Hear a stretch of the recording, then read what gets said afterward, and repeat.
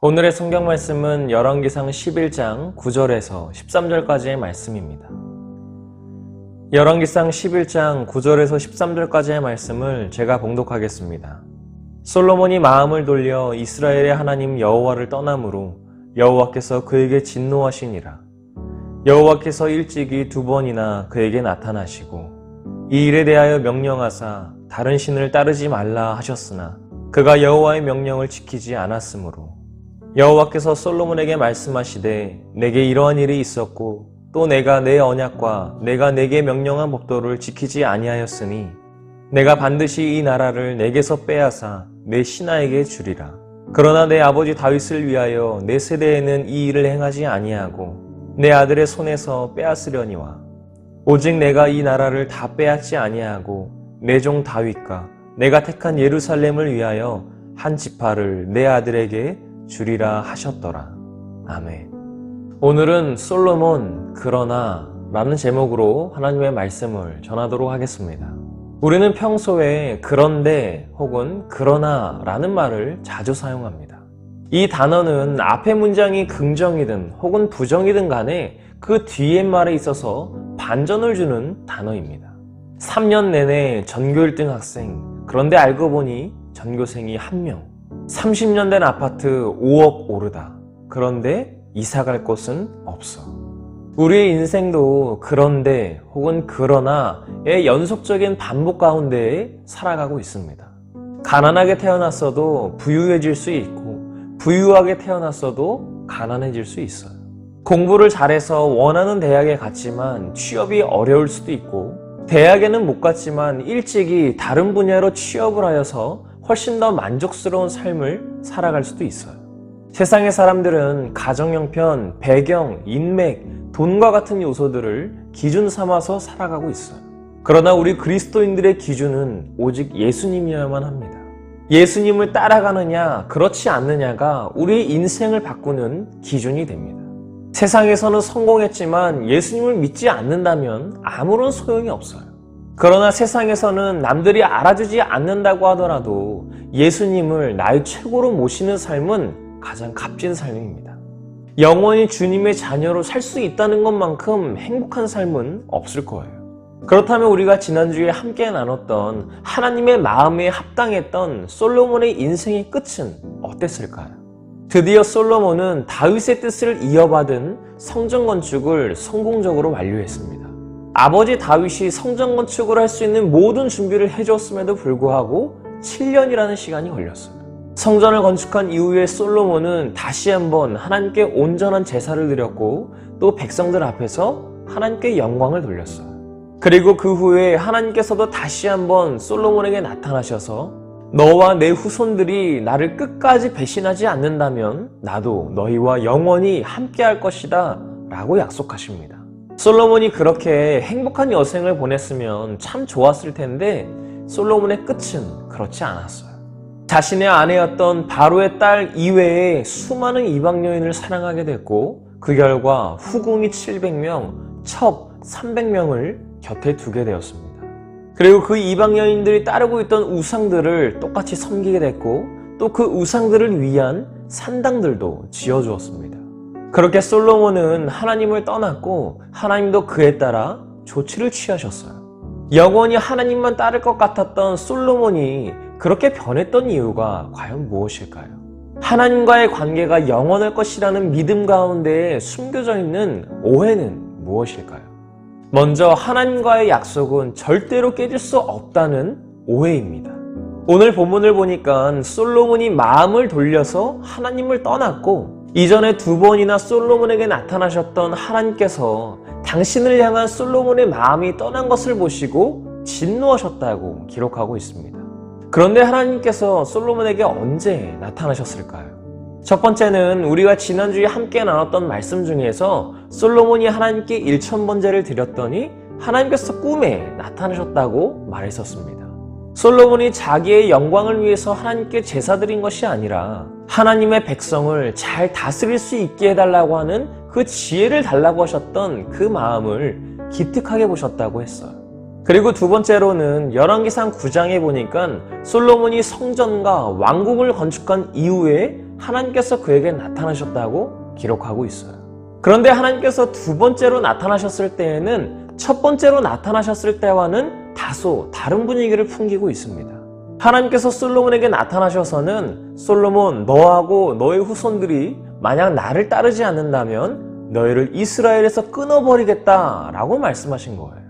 아니, 성전을 잘 건축했는데 왜 하나님께서는 솔로몬에게 그런 말씀을 하셨을까요? 저는 여기서 솔로몬이 지었던 왕궁 때문이 아니었나 하는 생각이 듭니다.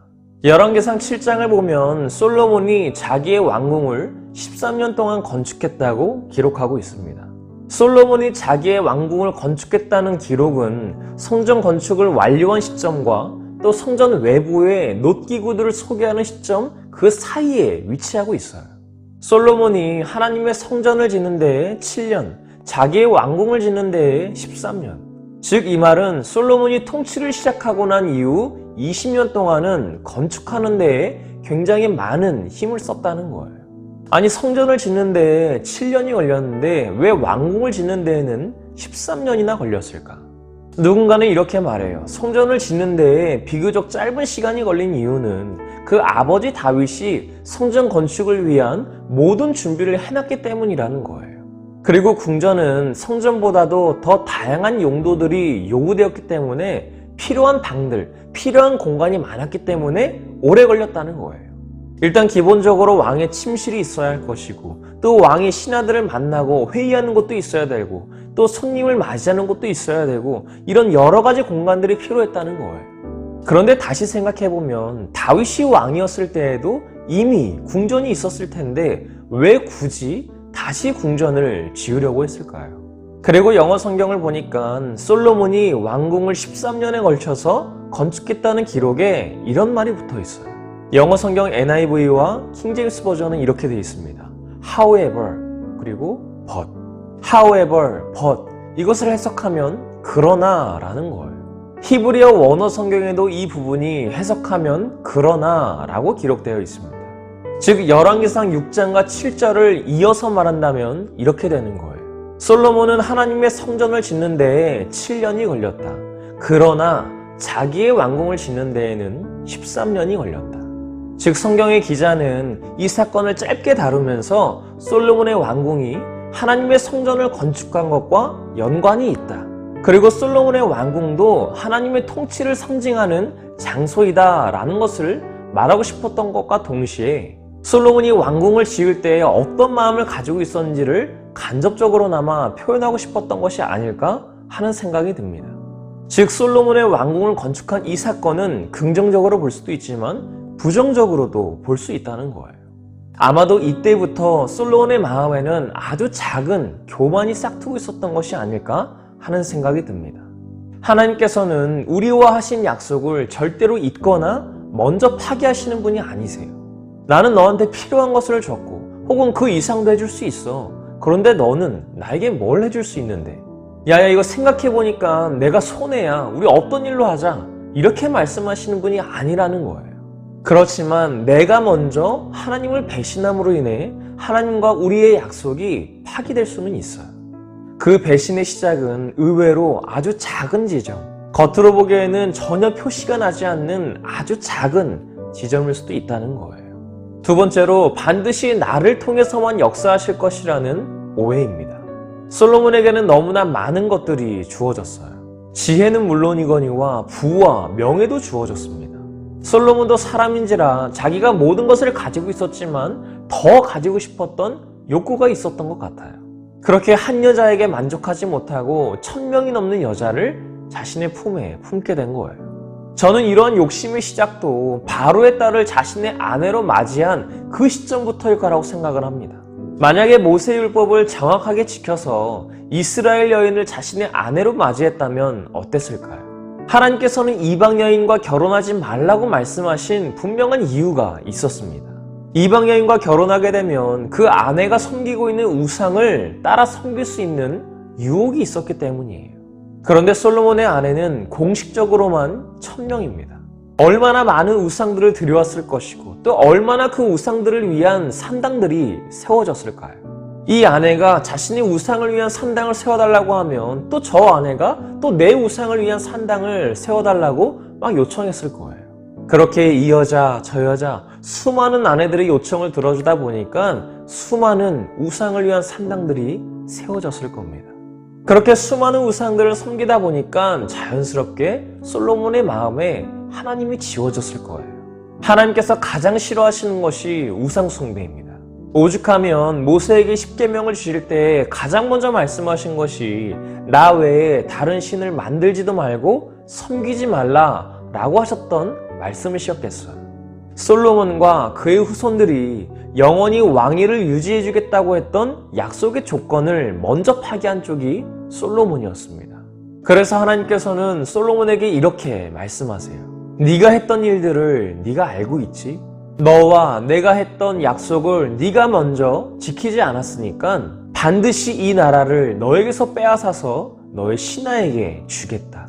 그리고 하나님께서는 솔로몬의 신하였던 여로보암이라는 청년에게 이스라엘을 맡기십니다. 이것은 여로보암이 아히야 선지자를 만났을 때 아히야 선지자가 자기가 입고 있었던 새 옷을 찢어서 12조각으로 찢고 그 중에 10조각을 여로보암에게 주면서 하나님께서 이 나라를 솔로몬의 손에서 찢고 빼앗아서 너에게 10지파를 주겠다라고 말했던 것을 통해 여로보암이 솔로몬을 대적하게 될 것이 확실해지고 있음을 보여주는 대목이에요. 여로보암은 훗날 유다 지파를 제외한 나머지 10지파들을 모두 통일해서 이스라엘 왕국을 세우게 돼요. 그리고 그 이후에 계속해서 세워지는 왕들마다 하나님을 배신하고 우상을 섬기는 왕들이 세워지게 돼요. 그러나 하나님께서는 악인을 통해서도 일하실 수 있다는 사실을 우리가 알아야 합니다. 그것이 때로는 하나님의 자녀들을 훈계하고 또 깨닫게 하기 위해 그럴 수 있다는 것을 알아야 돼요. 하나님께는 내가 아니어도 하나님의 역사하심을 드러낼 도구로 사용할 사람들이 널려 있어요. 그렇기 때문에 내게 주어진 일이 아무리 작은 일이라고 할지라도 그것이 하나님의 영광을 위한 일이라면 최선을 다해야 할 것입니다. 저도 늘 여러분을 위해서 말씀을 준비하고 행사를 기획하고 또 여러분을 만날 계획들을 세울 때에 너무나 힘이 들 때가 많이 있어요. 그러나 그것이 여러분들 때문이 아니라 여러분을 더 좋은 길로, 더 올바른 길로 인도하지 못하고 있다는 저의 부족함 때문이에요. 그래서 늘 저보다 더 좋은, 더 훌륭한 사역자가 여러분과 함께 한다면 참 좋을 텐데 라는 생각을 할 때가 많이 있습니다. 그러나 하나님께서 지금의 저를 여러분 곁에 있게 하신 의도가 분명히 있을 것이고 또 그렇게 믿고 싶습니다. 그래서 제게 맡겨진 여러분을 저의 의도로 포기하는 일은 없을 거예요. 왜냐하면 제가 아니어도 여러분을 잘 이끌 수 있는 사역자가 너무나 많이 있기 때문에 저는 저에게 주어진 여러분을 절대로 쉽게 포기하지 않을 거라는 거예요. 마지막으로 그럼에도 하나님은 끝까지 우리를 포기하지 않으십니다.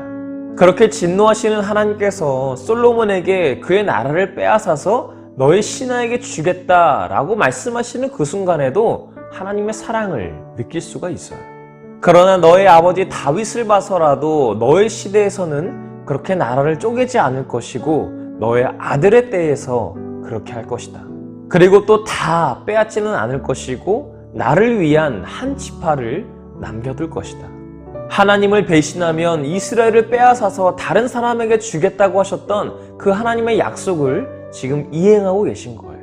그런데 하나님은 솔로몬 이전에 다윗과도 약속한 게 있으셨어요. 다윗의 후손들이 그 왕위를 영원히 유지하게 해주실 것이라는, 그래서 나라를 찢으시면서까지도 다윗의 후손들은 지켜주시기로 하신 거예요. 실제로 이스라엘의 남쪽에는 다윗의 혈통인 남유다 왕국이, 그리고 북쪽에는 여로보암 왕으로 시작하는 북이스라엘 왕국으로 나뉘게 된 것을 우리가 알 수 있습니다. 솔로몬은 처참히 하나님을 배신했습니다. 그러나 하나님께서는 당신의 주권적인 약속과 사랑으로 인해서 솔로몬의 잘못과는 상관없이 어떻게든 다윗의 후손들은 지켜주시려고 하시는 모습을 우리는 볼 수가 있어요. 우리는 늘 알게 모르게 하나님을 배신하면서 살아가고 있습니다. 오늘도 여전히 하나님의 말씀대로 살아야 함을 알고 있으면서도 지금의 내 행동은 이미 사단이 좋아할 만한 일들을 하고 있는 것은 아닌가요? 사랑하는 청소년부 여러분, 오늘날 우리는 예수님으로 인해서 구원받은 것이 너무나 확실하기 때문에 안일하게 살아가고 있는 것은 아닐까요? 예수님의 희생으로 인해서 그 이름을 믿기만 하면 구원받는 것은 확실해요. 그러나 그로 인해서 우리가 안심하고 또 우리의 마음대로 살아간다면 그것은 분명 주님께서 원하시지 않는 삶이라는 거예요. 여러분은 지금 나와 주님과의 관계에 있어서 만족하고 계십니까? 내가 주님과의 관계에서 주님이 흡족할 만한 일들을 하면서 살아가고 있다고 생각하십니까? 만약에 그렇다고 생각한다면 혹시나 그것이 나의 오해는 아닌지, 나의 착각은 아닌지 점검하시기 바랍니다. 만약에 그렇지 않다고 생각한다면 빨리 바로잡고 주님께로 돌아오시길 바랍니다. 어릴 때는 교회 가는 것도 재밌었고 또 그래서 교회도 빠지지 않았고 예수님이 믿어졌었어. 그런데 지금은 교회 가는 것도 너무 귀찮고 예수님이 있는지 없는지도 잘 모르겠고 지금 나한테 가장 중요한 건 예수님이 아니야. 여러분과 주님과의 관계에 있어서 이런 그러나가 되지 않기를 간절히 바랍니다. 예전엔 주님이 믿어지지 않았어. 교회 가는 애들 보면 참 바보 같다고 생각을 했었어. 그러나 지금은 내가 그러고 있어. 그러나 지금은 예수님이 믿어져. 이 모습의 그러나가 여러분의 모습이 되기를 간절히 소망합니다. 그리고 그렇게 변화된 여러분이 시간이 흘렀을 때에도 여전히 주님과 함께 동행하는 삶을 살아가고 있기를 간절히 바랍니다. 과거에는 아니었어도 오늘부터라도 그리고 앞으로 여전히 예수님만이 나의 유일한 구주가 되신다는 사실을 믿고 따라가는 우리 사랑하는 청소년부 친구들과 선생님들이 되시기를 간절히 소망합니다.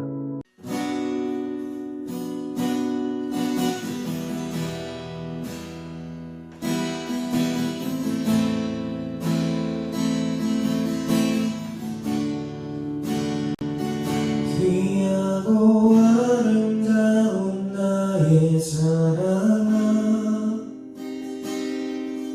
나의 모든 마음을 너에게 준다. 무엇보다 소중한 나의 사랑아,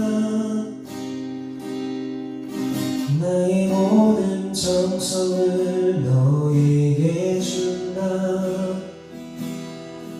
나의 기쁨아, 나의 사랑아,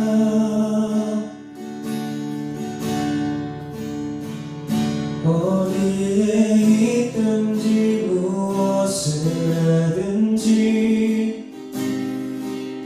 상관하지 않고 너를 사랑한다. 너가 나를 사랑하지 않아도 상관하지 않고 너를 사랑한다. 나의 행복아, 나의 사랑아,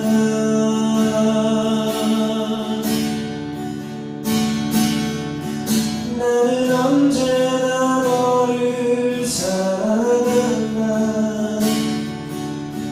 어떤 이가 세상을 다 준다 해도 나는 언제나 너를 선택한다.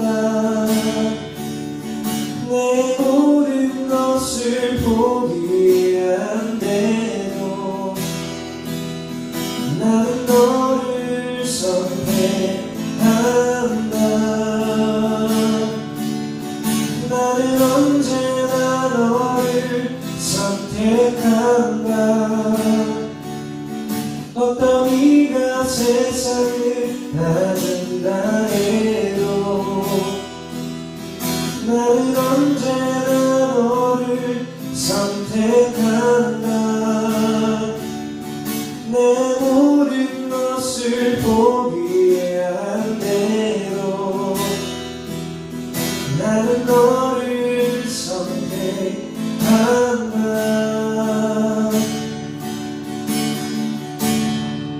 널 사랑한다.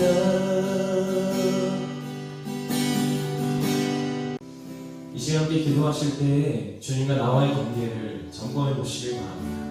내가 주님과 전혀 관계 맺지 않았으면 아닌지, 내가 그것을 보고 괜찮았다고 생각하는 것은 아닌지, 내 영이 죽어가고 있는데도 그것을 가만히 보고 있는 것은 아닌지, 전에는 주님을 몰랐지만 믿어지지 않았지만 이제는 주님이 나와 함께 하심을 믿어지게 해달라고, 주님이 내 안에 있음을 믿게 해달라고 지금 통성을 기도하겠습니다. 우리의 시간이 너무나 안일하게 쓰고 있는 것을 하나님께 점검할 수 있도록 인도하여 주시옵소서.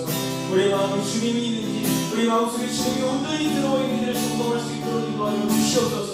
우리가 지금 예수님의 구원의 은혜로 구원을 받는 은혜가 있음에도 불구하고 그것이 너무나 확실하여서 그것을 내 안일하지 않게 인도하여 주시옵소서. 우리의 마음대로 살지 않게 하시고 우리 안심대로 살지 않게 하셔서 주님이 원하시는 삶을 살아갈 수 있도록 인도하여 주시옵소서. 주님과 나와의 관계가 여기 있습니다. 우리 그 관계를 고백할 때 그 관계가 더 부족을 받은 것인지 우리가 점검할 수 있는 지혜와 분별할 수 있는 경험을 하여 주시옵소서. 주님과 나와의 관계가 너무나 만족스럽다고 생각할 때 그것이 난 착각이 아닌지 오해가 문제를 먼저 공부할 수 있도록 인도하여 주시옵소서. 그렇지 않다고 생각할 때 나의 관계를 받고 바라잡게 하시고 주님의 돌아설 신호를 낼수 있도록 인도하여 주시옵소서. 우리와 주님과의 관계가 그러다가 되지 않게 해주시고 여전히 주님을 사랑하고 여전히 주님을 따라갈 수 있는 내 믿음을 우리에게 임할 수 있도록 인도하여 주시옵소서. 하나님 끝까지 우리를 포기하지 않으신 은혜의 우리를 살게 하시고 아버지 내가 우리를 거하게 하셔서 하나님을 더 생각할 수 있는 우리가 될 수 있도록 인도하여 주시옵소서. 내가 너를 끝까지 포기하지 않는다, 내가 너를 끝까지 사랑한다고 고백하시는 하나님의 음성을 들으며 그 음성을 믿음을 생각할 수 있는 하나님의 우리가 하여 주시옵소서. 아버지 솔로몬에게 있는 그 마음이 그 가까이 있는 마음을 편했던 것처럼 우리 마음을 편하지 않게 하시고 우리 주님을 따라가며 우리 영혼을 편하지 않는 마음을 붙잡고 살아갈 수 있는 우리가 될 수 있도록 인도하여 주시옵소서. 하나님 감사합니다. 여전히 지금도 우리와 함께 하시고 주님이 우리의 보여준 그 사랑이 너무나 큼에도 불구하고 우리가 받은 사랑을 너무나 당연하게 생각했음을 고백합니다. 아버지 하나님, 주님과의 우리와의 관계에 있어서 그것이 올바른 관계인지 내가 주님을 이용하고 있는 것은 아닌지 돌아보게 하시고 주님이 나의 소원을 이루어주시는 수단이 아니라 내가 하나님의 도구로 쓰임받을 수 있는 귀한 주님의 관계가 될 수 있도록 인도하여 주시옵소서.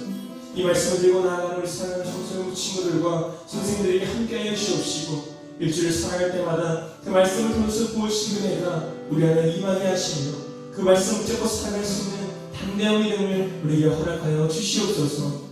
이 모든 말씀 예수님의 이름으로 간절히 기도하옵나이다. 아멘. 하늘에 계신 우리 아버지여, 이름이 거룩히 여김을 받으시오며 나라가 임하시오며 뜻이 하늘에서 이루어진 것 같이 땅에서도 이루어지리라. 오늘 우리에게 일용할 양식을 주시옵고 우리가 우리에게 죄 지은 자를 사하여 준 것 같이 우리 죄를 사하여 주시옵고 우리를 시험에 들게 하지 마시옵고 다만 악에서 구하시옵소서. 나라와 권세와 영광이 아버지께 영원히 있사옵나이다.